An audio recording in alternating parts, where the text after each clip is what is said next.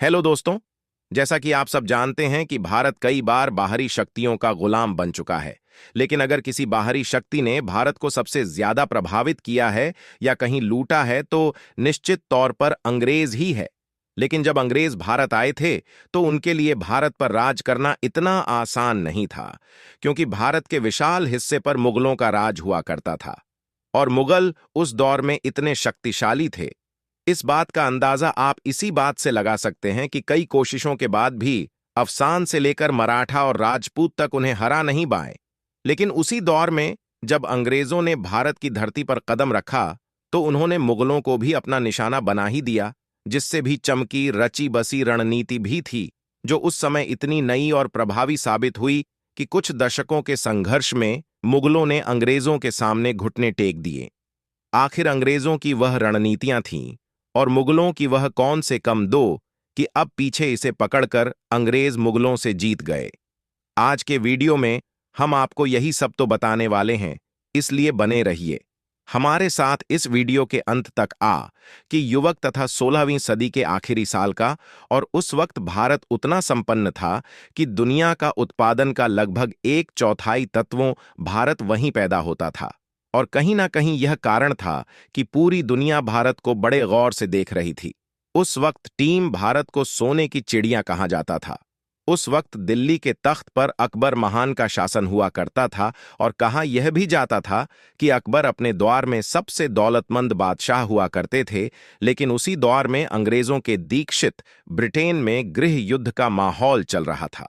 महारानी एलिजाबेथ प्रथम अधिवेशन के दौरान ब्रिटेन की मुख्य इकोनॉमी कृषि पर निर्भर करती थी, लेकिन यह दूर बर्बादी के दौरान इस वक्त ब्रिटेन दुनिया के उत्पादन का कुल 3 से 4% उत्पादन कर पा रहा था। उसी दौर में पुर्तगाल और स्पेन ब्रिटेन को पावर स्ट्रगल में काफी पीछे छोड़ चुके थे और माहौल था कि ट्विटर के लुटेरे नावेल पुर्तगाली जहाज को लूटकर किसी तरह अपना काम चलाकर खुश हो जाया करते थे। उसी समय ब्रिटिश नागरिक को दक्षिण पूर्व एशिया की समुद्री यात्रा के दौरान भारत की समृद्धि के विषय में पता चला। इसके बाद संत 1620वीं में 200 ब्रिटिश व्यापारी एक नई कंपनी बनाते हैं जिसको नाम देते हैं ईस्ट इंडिया कंपनी। तो इस कंपनी को महारानी का भी सपोर्ट हासिल हो जाता है। अब बात भारत की करें।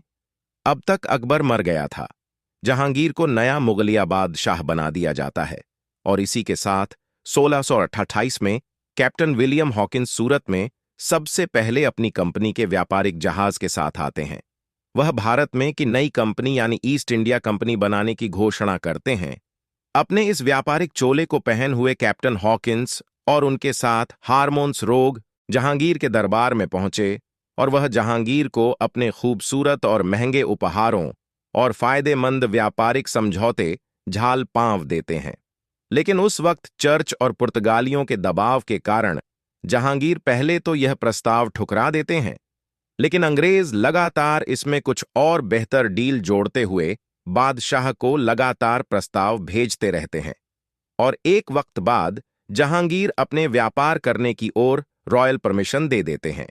सूरत, मुंबई, पटना, मद्रास जैसी जगहों पर इसके बाद अंग्रेज अपनी फैक्ट्री स्थापित करने में व्यस्त हो जाते हैं। इन फैक्ट्रियों में लगभग सबको आकर्षित करना शुरू कर दिया था। कई भारतीय व्यापारियों ने भी इन फैक्ट्रियों से जोड़ना शुरू कर दिया।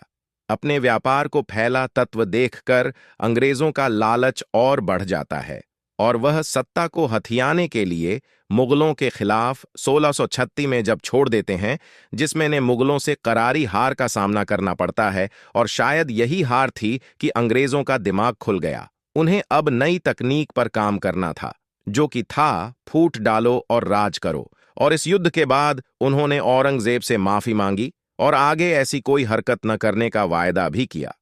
दरबार से उन्हें कुछ जुर्माना लगाकर वापस है व्यापार करने के लिए छोड़ दिया गया और यही माफी मुगलों के हाथ में एक बड़ी वजह बनती है।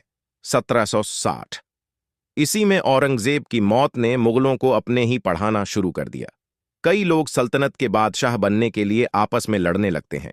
इस लड़ाई और संघर्ष के दौरान कई कम दूर शासक बादशाह बनकर मुगलों की शक्ति को कम करने लगते हैं और यहीं पर अंग्रेजों को अपने लिए एक मौका दिखाई देता है। 1717 में मुगल बादशाह एक बड़ी बेवकूफ़ी घर बैठे हैं। अंग्रेजों को बॉयज का फरमान में महज कुछ रकम की एनुअल फीस में साल भर बिना लगाने और कर चुका है। व्यापार करने का आदेश देते हैं। इसी दौरान पर्चियां का बादशाह भारत पर आक्रमण करता है और यह क्रॉस तरह अचानक होता है कि प्रश्न सहना बड़ी आसानी से दिल्ली तक पहुंच जाती है, जब किसी कठिन हो जाती। मुगल बादशाहों ने 17 करोड़ रुपए कई महंगे इसको और पीकॉक स्टोन देखकर इसी तरह से दिल्ली को बचा लेते हैं। इतनी बड़ी लूट के बाद मुगल कमजोर पड़ जाते हैं। इसी बीच अंग्रेज बंगाल के नवाब सिराजुद्दौला को अपने स्थान से हटाने के लिए युद्ध छेड़ देते हैं। क्योंकि अंग्रेजों के लिए संगठन होने वाली थी, इसलिए उन्होंने इसे जांचने के लिए हिंदुओं और मुसलमानों के बीच डिवाइड एंड रूल का इस्तेमाल किया। प्लासी का युद्ध में सिराजुद्दौला को हराया के बाद अंग्रेज पुणे के सेनापति, जो अंग्रेजों के साथ मिल गए थे, उन्हें बंगाल था, नवाब बना देते हैं।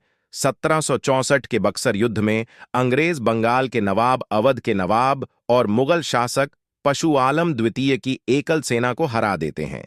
निजाम और मराठों के साथ भी अंग्रेज अपनी ऐसी नीतियों का इस्तेमाल करके पहले हमने आपस में लड़ने के लिए मजबूर कर देते और फिर उन